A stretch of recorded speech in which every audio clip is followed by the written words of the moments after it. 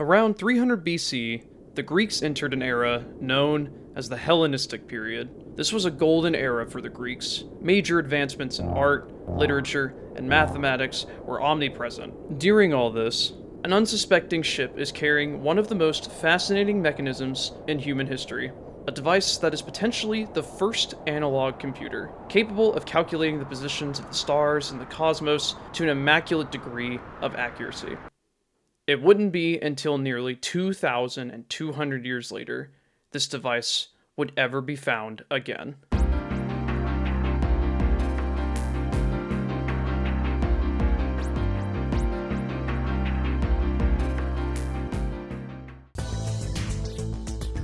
Grace Howard is the Research and Development Specialist at Belobog Industries, and the adoptive sister of the current president, Koleda Belobog. Her name, Grace Howard, comes from the Latin word goodness and the Germanic word Howard, meaning high guardian. So her name roughly translates to good guardian. After Koleda's father, Kors Belobog, left, Grace took up the role of mentor and parent of Koleda, often seen looking directly after Koleda and calling her cute nicknames like Sweet Pea.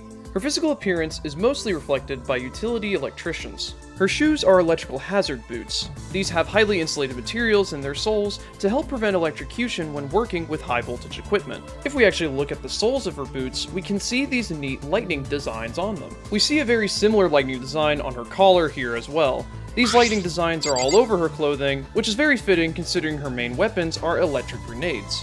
The orange outlined on her various tools is a specific shade of orange called safety orange. This is a shade of orange you've likely seen on life jackets, road signs, and is commonly used in construction sites. This orange is to complementarily contrast the color of the sky, maximizing visibility to the human eye.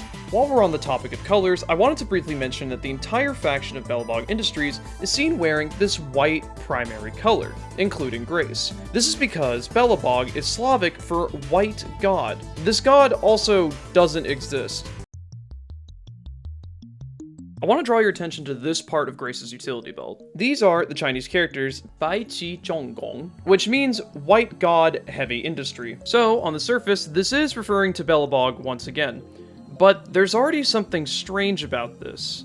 Qi is a very old and specific character used to refer to the god of earth, Hotul. Why do they use this character? If they wanted to say white god, like Belobog, you could have just said Bai Shen. This isn't some sort of mistake either. This is how it's written for all of the characters at Belobog Industries, and is the official translation for Belobog Industries in Chinese. They deliberately chose to use this rarer and more specific character. If we look a little bit into Hotul, we can begin to see why. In ancient Chinese mythology, Hotul is the spirit earth god. He is most famous for being able to control a massive flood caused by his father, Gonggong. He did this by constructing large mountains all across Earth. I think the synchronicity of a god constructing something being used in service of a construction god is not something lost on me. Again, I'll come back to this in Koleda's video. It just makes much more sense to discuss this in relation to her. For now, just understand that the white colors that we see on all the Belobog characters are in service or in reference to the white god Belobog.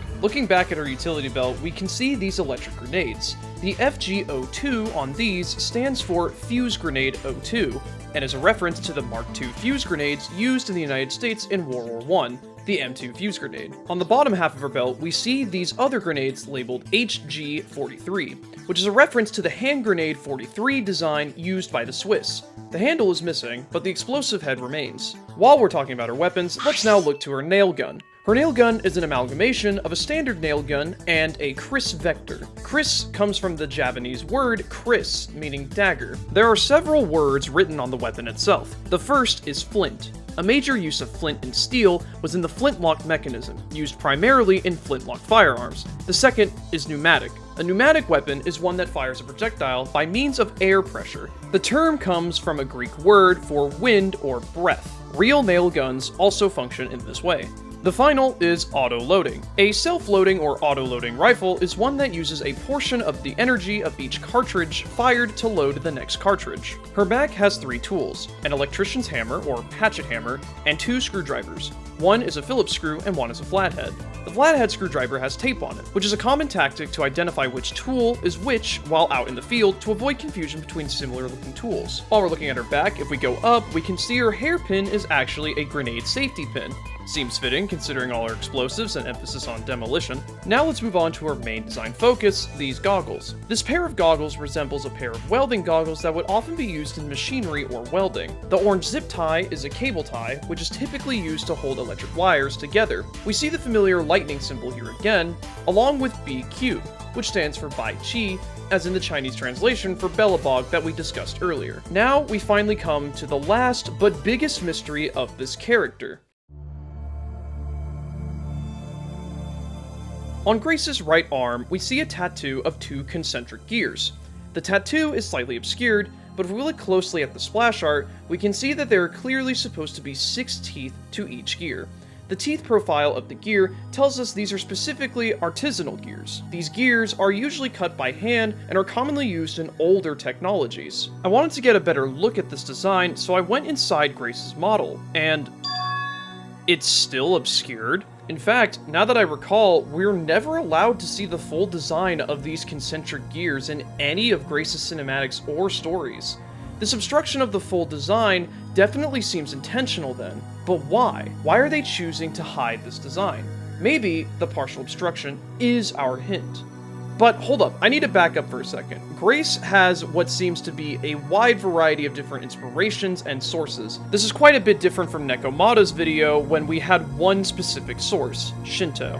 So, for Grace, I want to narrow down exactly what Grace is specifically supposed to represent. To do that, I'm going to have to look at her children.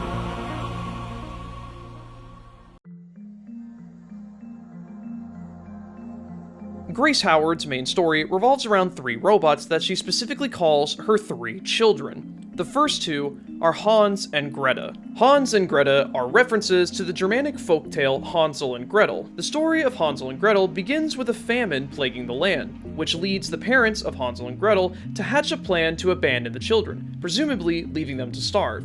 This directly reflects Grace's upbringing of having neglectful parents. Her story emphasizes how she often starved due to being so neglected in her past, and this even still comes up in today's conversations. Oh yeah, that hamburger today was really good.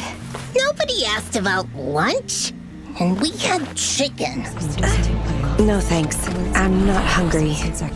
By the way, don't let anyone bother me. The 2 children leave breadcrumbs in their path, attempting to not get lost in the forest they were recently abandoned in. Unfortunately, this fails, as it is revealed that birds have been eating the breadcrumbs. After some time, they stumble across a strange house made entirely out of bread, and we are introduced to our main villain, the witch. The witch is scheming to eat the children. But thanks to some clever tactics used by Hansel and Gretel, they manage to outsmart the witch and trap her in her own furnace, burning the witch alive and killing her. Now, one of the more fascinating things about this story is the relationship between the mother of the children and the witch. It's speculated that the mother is also the witch in the story of Hansel and Gretel. This mainly comes from the fact that when Hansel and Gretel return, their father is excited to see them. However, their mother has mysteriously died, and her death is not explained. To bring this back to Grace, with her children being Hans and Greta, is it a coincidence that her story name is called the Iron Witch? So we've confirmed that looking at Grace's children and taking that literally might yield us to some interesting results about the character. Now, let's look at the last child. Friday? Friday is the strangest one out of the 3. Friday comes from the Old English word meaning day of Frigg. Frigg was the wife of Odin in Old Norse mythology. But even day of Frigg was in itself a translation of the Roman calendar Dies Vernies, which is Latin for Day of Venus. In the 1st century, the 7-day week was introduced by the Roman Empire. The days were named after the classical planets of Hellenistic astrology. Even then, Venus herself is the Roman version of the Greek god Aphrodite. So now you can see the problem. Before, we linked Grace to being the actual parent or mother of Hans and Greta. Doing the same for Friday leaves us with a web of choices.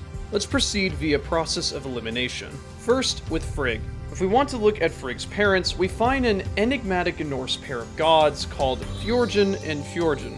There is very little information that has survived about these two gods. Most sources seem to suggest these two giants, or gods, are some personification of Earth itself. Because of the lack of information on these two, it's going to be incredibly difficult to link them back to Grace in any meaningful way. For now, I believe we can rule this one out. This moves us to our next theory. Friday is Venus. Venus is the god of love and fertility in Roman mythology. She was born when the god of the sky, Caelus, was castrated by his son, Saturn. The blood spilled from this action fell into the sea and merged with the sea foam, giving birth to Venus. Fans of Honkai Star Rail should recognize the name Caelus, being the main character of HSR. Clearly, Hoyo has dabbled in this mythology before. The problem with Caelus is that, like Frigg and Fjorn, there isn't a whole lot of surviving information about this god that I can strongly link back to Grace in any meaningful way. What I was able to find was Caelus is strongly associated with the zodiac signs, in some cases being represented as an eagle sitting on top of Earth, wrapped in the 12 zodiacs. Venus is one of said zodiac signs. We'll keep the zodiacs in mind, but I believe we can rule out Caelus for now. Now, let's move on to Aphrodite. Aphrodite has two different creation mythos, one from Homer and one from Hesiod. Hesiod's interpretation is that Aphrodite was born from Uranus after Gaia had Kronos neuter him for hiding her children. The blood falling from the sky, mixed with the sea foam off the coast of Kythera, is how Aphrodite was born. This is probably the theory you've heard of the most. This would mean Grace is either some sort of representation of Gaia or Uranus, but both theories have their respective issues. First, Gaia is not considered the mother of Aphrodite, despite ordering Uranus' castration. If we want to go off Grace being the literal parent of Venus or Aphrodite, as we did with Hans and Greta, we by definition have to rule her out. Next, Uranus. While Uranus is considered the father of Aphrodite, the connections to Uranus and Grace are just far too weak. The biggest issue being, Uranus is shown to hate his children, while Grace shows a loving compassion to all the robots that she creates and calls her children. Now let's move on to Homer's interpretation. In Homer's The Iliad, he speaks how Aphrodite was born from a consort of Zeus and an interesting goddess named Dione. Dione is a lesser-known goddess of the sea, lust, fertility, and prophecy. Her name translates to She-Zeus, which lines up nicely with Grace wielding lightning grenades. Dione is an oracular goddess. This also lines up with Grace's demeanor of calculation and prediction, as well as her intelligence. She's also known for healing her children, and Aphrodite specifically, which parallels Grace's abilities to repair her own children. Furthermore, her name, Grace, could be referring to the graces or charities that bathed and anointed Aphrodite before she seduced Anchises, a member of the royal family of Troy. This Dione lead is our most promising option so far, so I wanted to see if there was an angle I could confirm this connection to Dione and Grace directly. However, Dione herself is seldom mentioned in original texts, with some evidence suggesting at one point she was supposed to play a more major role in Greek mythology.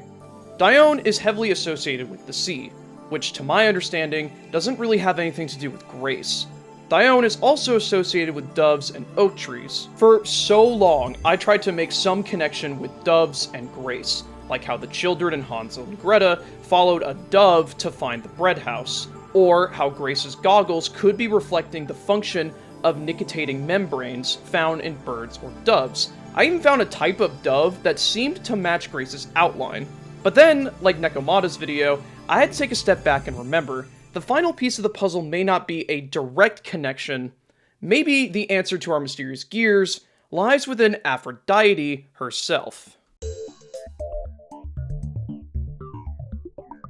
Of all the potential children Friday refers to, it's almost certain that we are looking at Aphrodite.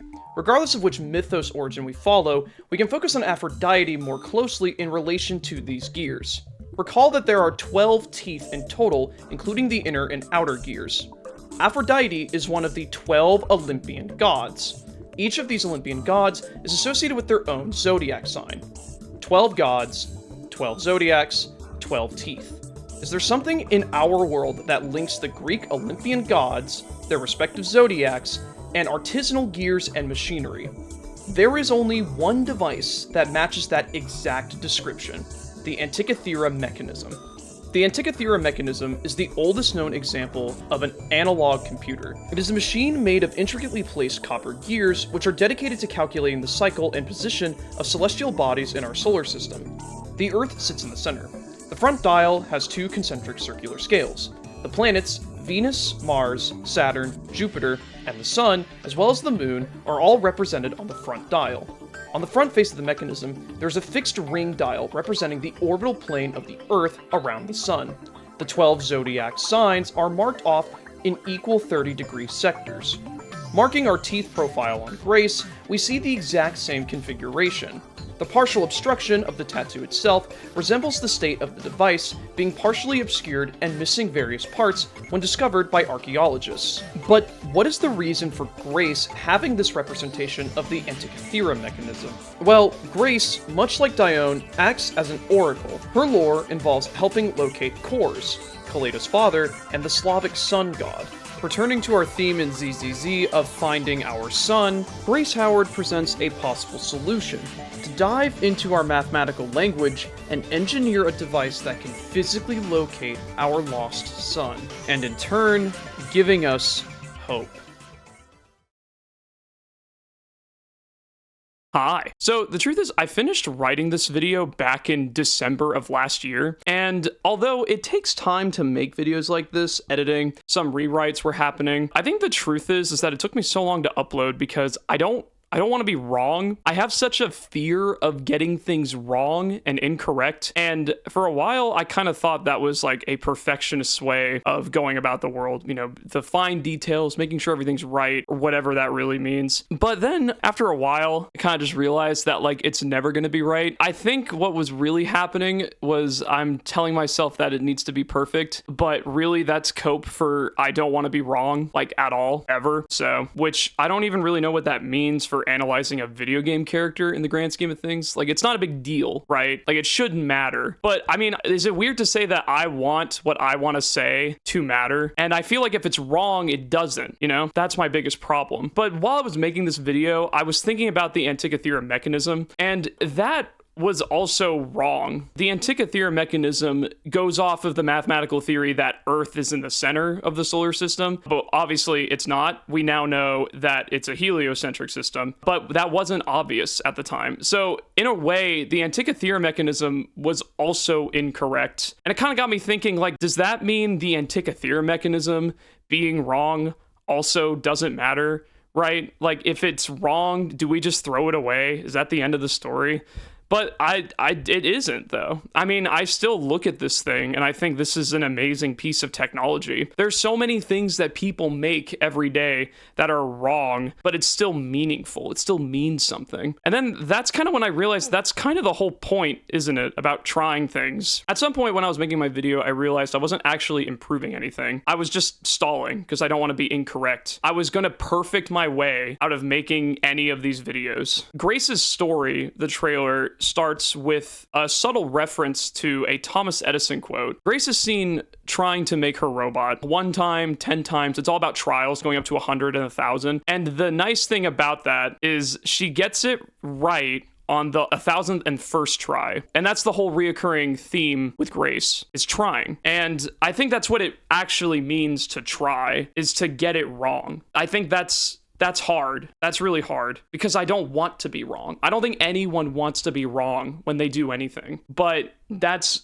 all there is, isn't there? I'm starting to understand now what people mean by the idea of success is that failure can't be in your mind. I think the truth is there's no such thing as success either. There's only failures. You can only be wrong. That's the only thing you can do. Because even if you think you're right and you go off of all the right theory with the right physics and right math, 1,000 years later, who's to say that's not all wrong anyway? Like the Antikythera mechanism. I think that's the ultimate takeaway with Grace's design, and being someone who wants to get everything right, you need to get it wrong. Am I right on my theory? I don't know. I don't want to say probably not though, because I tried, you know?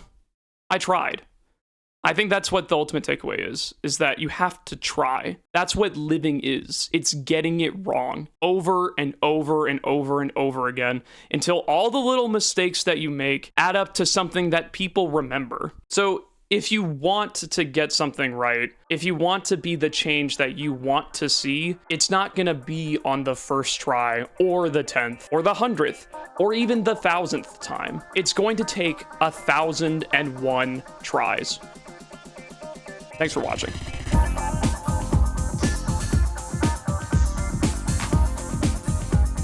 Thank you guys again for watching. Please leave a like and subscribe if you enjoyed videos like this. I made another video I mentioned earlier, Nekomata, where I analyzed her character. Similar type of video, so if you liked this one, be sure to check that one out. It did get demonetized, which sucks balls, but I can't re-upload it because I already tossed all the editing stuff away to save up space for my computer. So if you would like to support me further, please check out my Patreon, check out my Twitch, and I'll see you guys all in the next video. Thank you again to all my lovely patrons. Alt in Praise, Alpha, Bastion Saber, Basket of Clementines, Blue Bomber, Prism, Cool Whip, Draco, Dragonbjorn, Flint Hero, Garchomp, Garridan, Gold, Gun Game, My Sweetheart Haley, Jinko, Kiri, Luis, Lee, Mawile, Mama Jace, Morgan, Naruto, Nico Mode, Royry, Seaman, Simply Pirate, Swedish Fox, The DKG, Violet, Waffles, Yoshida,